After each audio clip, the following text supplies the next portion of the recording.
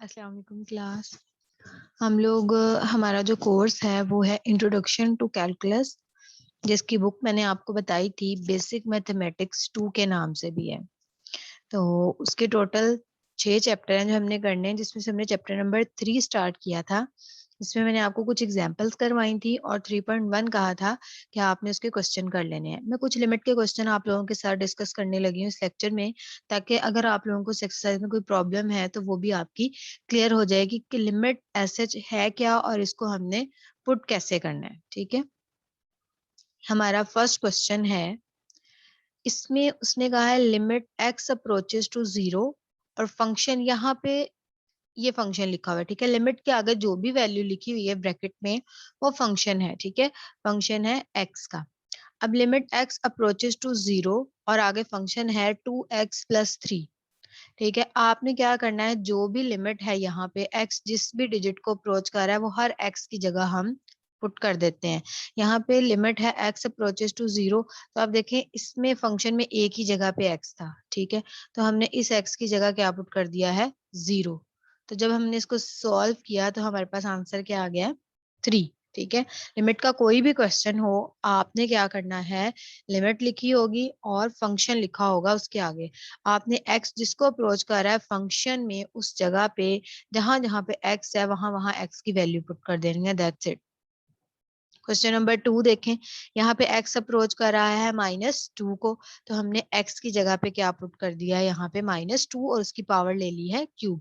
अब आपको पता होना चाहिए कि जितनी भी इवन पावर्स हैं, इवन अगर पावर हो तो ये जो माइनस का साइन है ये प्लस में चेंज हो जाता है, और अगर पावर ऑड हो तो ये माइनस का साइन जो है ये माइनस ही रहेगा। ठीक है, नेक्स्ट आपके पास देखिए क्वेश्चन नंबर 3। इस तरह जितने भी मतलब लिमिट के क्वेश्चन आपको, फंक्शन कोई भी हो, आपको जस्ट लिमिट पुट करनी आनी चाहिए। लिमिट पुट कैसे करनी है जरूरी नहीं है आपको पेपर में जो क्वेश्चन है उसमें फंक्शन भी यही हो, फंक्शन जो मर्जी हो, आपको लिमिट पुट करनी आनी चाहिए कि लिमिट कैसे हमने पुट करनी है। ठीक है, वो मैंने आपको बता दिया है कि आपने देखना है एक्स किसको अप्रोच कर रहा है, जिसको एक्स अप्रोच कर रहा है आपको इससे कोई गर्ज नहीं है कि अगर यहाँ पे 2x+5 लिखा है तो पेपर में भी 2x+5। यहाँ पे जो भी फंक्शन है आपने देखना है जहां जहां एक्स है वहां वहां आपने 0 पुट कर देना है, जिसको मतलब एक्स अप्रोच, यहाँ पे एक्स अप्रोच कर रहा था 0 को, हमने क्या करना है फंक्शन में जहां जहां एक्स है वहां वहां 0 पुट कर दिया, तो हमारे पास आंसर आ गया 5। ठीक है, ये है हमारे लिमिट का क्वेश्चंस। कुछ और क्वेश्चंस भी मैं आपके साथ डिस्कस करती हूँ। मैं बार बार रिपीट कर रही हूँ, आपने इस बात पे फोकस नहीं करना कि क्वेश्चन भी यही हो, क्वेश्चन जो मर्जी हो, आपको प्रोसीजर पता होना चाहिए। अब क्वेश्चन नंबर 5 में आप देखें कि यहाँ पे दो फंक्शन मल्टीप्लाई हो रहे हैं। ठीक है, आपने क्या करना है, पहले इन दोनों को मल्टीप्लाई कर लेना है। अब आप लोगों पे इट्स अप टू यू कि या तो आप दोनों फंक्शंस को मल्टीप्लाई कर लो, करने के बाद फिर जहां जहां टी है, अब यहाँ पे एक्स नहीं है, ठीक है, यहाँ पे टी अप्रोच कर रहा है -1 को और फंक्शन भी किसमें है, टी में, यानी जहां जहां टी है वहां वहां आपने -1 पुट कर देना है।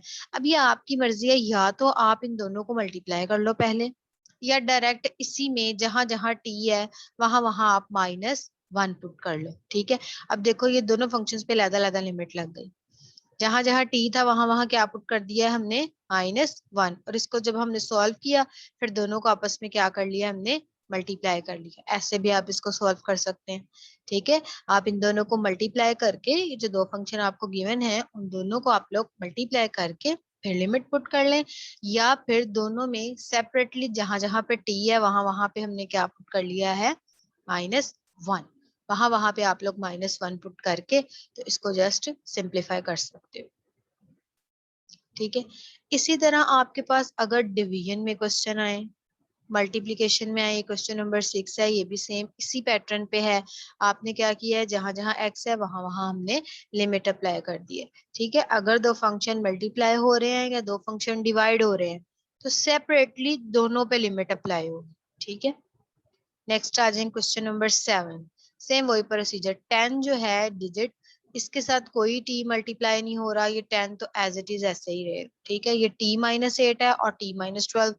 जब हम किसी कांस्टेंट पे लिमिट अप्लाई करेंगे ना तो एज इट इज वही कांस्टेंट रहता है, क्योंकि उसके साथ कोई वेरिएबल मल्टीप्लाई नहीं हो रहा जिसमें हमने लिमिट की वैल्यू पुट करनी। तो ये 10 एज इट इज ऐसे ही रहेगा। बाकी ये जो दो फंक्शन है उनमें हमने लिमिट पुट की और तीनों को आपस में मल्टीप्लाई कर लिया। मैं फिर से रिपीट कर रही हूँ, आप लोग फंक्शंस को मल्टीप्लाई करने के बाद भी लिमिट पुट कर सकते हैं और इनडायरेक्टली जो है एज इट इज भी पुट करके बाद में मल्टीप्लाई कर सकते हैं। लिमिट के जितने भी क्वेश्चन हैं वो आप लोग इजीली इस तरह सॉल्व कर सकते हैं कि आपने जस्ट जो फंक्शन है उसमें लिमिट पुट कर देनी है। क्वेश्चन नंबर 9, अब यहाँ पे वेरिएबल क्या यूज हो रहा है, एज, तो वेरिएबल चेंज हो सकता है, इससे आप लोगों ने कंफ्यूज नहीं होना कि हमने एक्स में ही वैल्यू पुट करनी है, जो वेरिएबल है आपने उसमें पुट करनी है। अब यहाँ पे एज है, एज अप्रोच कर रहा है 2 को, ठीक है, और एज में ही फंक्शन है तो आपने वैल्यू किसमें पुट कर देनी है, एज की जगह क्या आता जाएगा, 2 आता जाएगा और आपने इसको सिंप्लीफाई कर लेना है। नेक्स्ट जो हमारे पास क्वेश्चन है उसने कहा है 10 से 17 जो आपके पास क्वेश्चन है उसमें अलजेब्राइक सिंप्लीफिकेशन है to help find the limit. अच्छा, अब ये आप लोगों इसका क्या पर्पस है ऐसे क्वेश्चंस का। अब आप लोगों ने क्या करना है, पहला स्टेप तो वही है कि आपने देखना है आपके पास जो भी क्वेश्चन है आपने लिमिट देखनी है और पुट कर देनी है। पहला स्टेप आपने सेम वही काम करना है।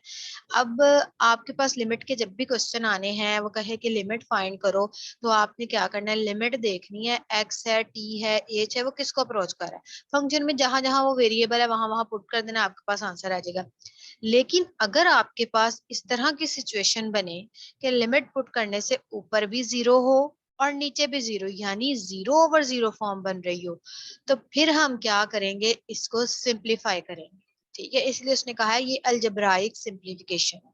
ठीक है, क्या करना है आपने, अगर लिमिट पुट करने से न्यूमिनेटर और डिनोमिनेटर दोनों 0/0 हो रहे हैं, यानी 0/0 फॉर्म बन रही है, फिर हम इसको पहले सिंप्लीफाई करेंगे फिर लिमिट पुट करेंगे। यानी हम कोशिश करेंगे या तो डिनोमिनेटर खत्म हो जाए या उसकी वैल्यू इस तरह आए कि 0/0 ना बने। ठीक है, अब यहाँ पे हमें नजर आ रहा है x+1 से क्या हो रहा है, कैंसिल, तो ये हमने कैंसिल कर देने, बचा क्या फंक्शन x² + 3, तो सिर्फ इसमें आपने लिमिट पुट की तो हमारा आंसर आ गया 4। ठीक है, लिमिट के क्वेश्चंस में आपने पहले तो डायरेक्ट लिमिट पुट करनी है, आंसर आ गया, दैट्स इट, इट्स ओके। लेकिन अगर 0/0 फॉर्म बन रही है तो फिर आपने क्या करना है, इसको सिंप्लीफाई करना है। सिंप्लीफाई करने में क्या है, अगर तो कोई चीज कॉमन लेके कैंसिल हो रही, कैंसिल कर देनी है। ठीक है, कोई फार्मूला ओपन हो रहा है, फार्मूला ओपन कर देना। इसमें क्वेश्चन नंबर 10 में तो जस्ट कैंसिलेशन हो रही थी तो हमने इसको क्या कर दिया, कैंसिल कर दिया। इस तरह के नेक्स्ट हम क्वेश्चंस में देखते हैं कि उन्होंने क्या किया। ये क्वेश्चन नंबर 16, क्वेश्चन नंबर 16 में आप देखें, जब आप y की जगह -2 पुट करेंगे डिनोमिनेटर में भी और न्यूमिनेटर में भी, ऊपर भी 0 बनेगा नीचे भी 0। ठीक है, ऊपर भी 0 और नीचे भी 0, अगर ऐसी कंडीशन है तो हम पहले इसको सिंप्लीफाई करेंगे। अब हम देखेंगे हम इसको सिंप्लीफाई कैसे कर सकते हैं। अब डायरेक्ट तो कोई चीज कैंसिल नहीं हो रही, लेकिन हमें ये पता है कि ऊपर जो है न्यूमिनेटर में से अगर आप देखें तो -2 हम कॉमन ले सकते हैं, तो -2 हमने ले लिया कॉमन।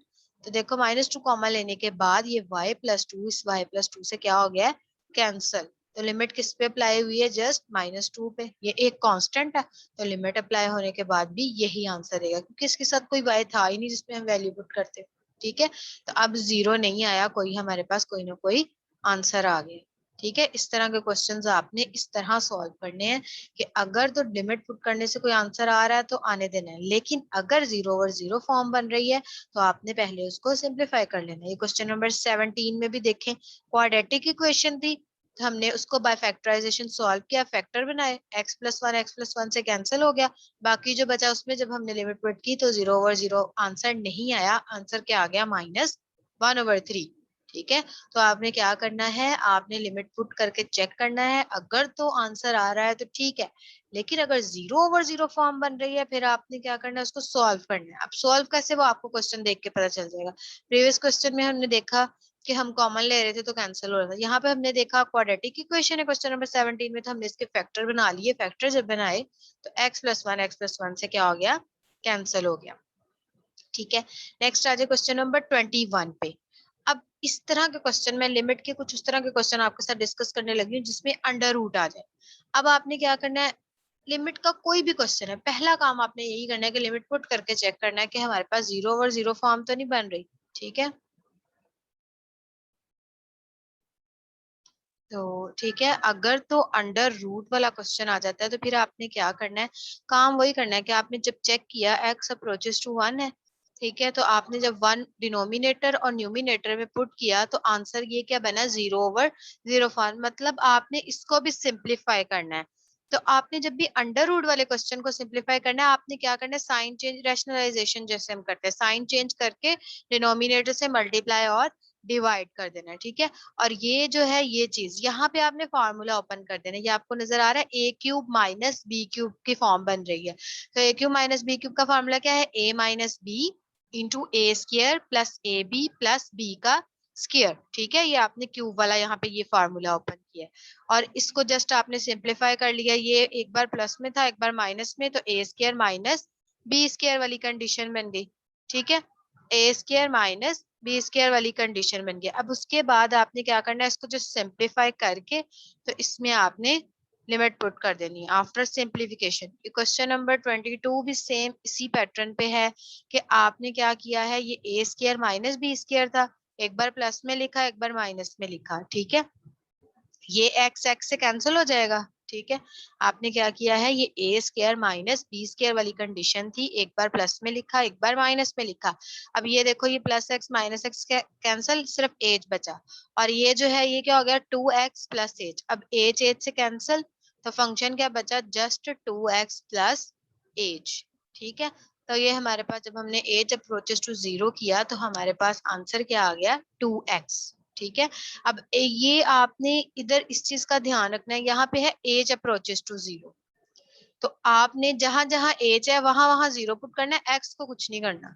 जो यहाँ पे लिमिट गिवन होगी बस उसी वेरिएबल में आपने वो लिमिट पुट करनी है, दूसरे वेरिएबल में नहीं पुट कर देनी। अब ये एज अप्रोचेस टू 0 है, इसका मतलब सिर्फ एज में पुट करनी है। ठीक है, तो आपने ये जो क्वेश्चन मैंने करवाए हैं इनकी आपने प्रैक्टिस करनी है, नेक्स्ट इंशाल्लाह हम नेक्स्ट करेंगे।